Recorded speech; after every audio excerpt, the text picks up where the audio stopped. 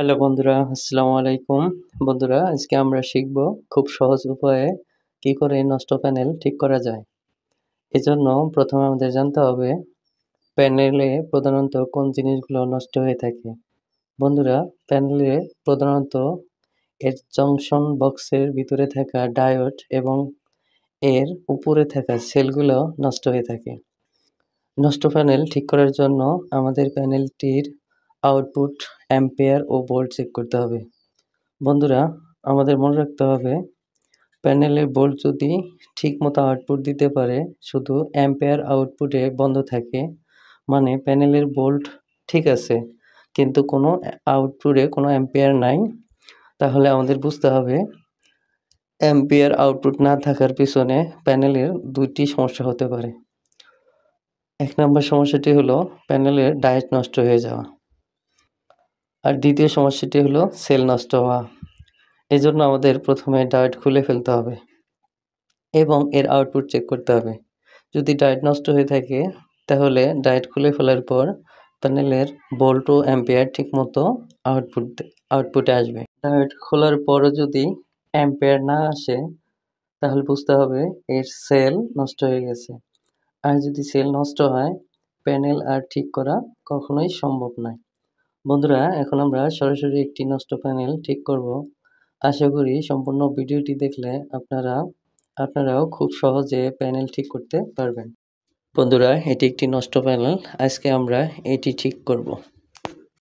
প্যানেলটির output check করার জন্য আমি প্যানেলের সাথে লোড মিটারটি লাগিয়ে নিয়েছি এবং লোড মিটারের সাথে একটি ফ্যান সংযোগ দিয়েছি।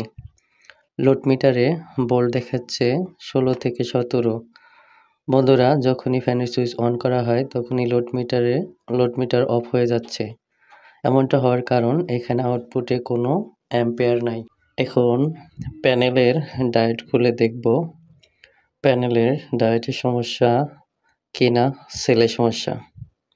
বন্ধুরা, ডায়োডটি খুব সাবধানে খুলতে হবে যাতে না প্যানেলের সেল থেকে আসা প্যানেলের প্লাসের আউটপুট লাইন এবং প্যানেলের মাইনাসের আউটপুট লাইন ভেঙে না যায়।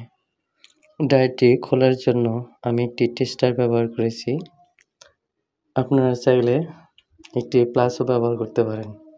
বন্ধুরা, একটি কথা এখনো বলা হয়নি, প্যানেলটি রিচ কোম্পানির। এটি কিস্তির মাধ্যমে কেনা হয়েছে প্রায় 13 বছর আগে। তবে এর মাঝে যে তার ব্যবহার করা হয়েছে তা 2.5 mm স্কয়ারের অনেক ভালো মানের তার। বন্ধুরা, ডায়োডটি খুলে ফেললাম।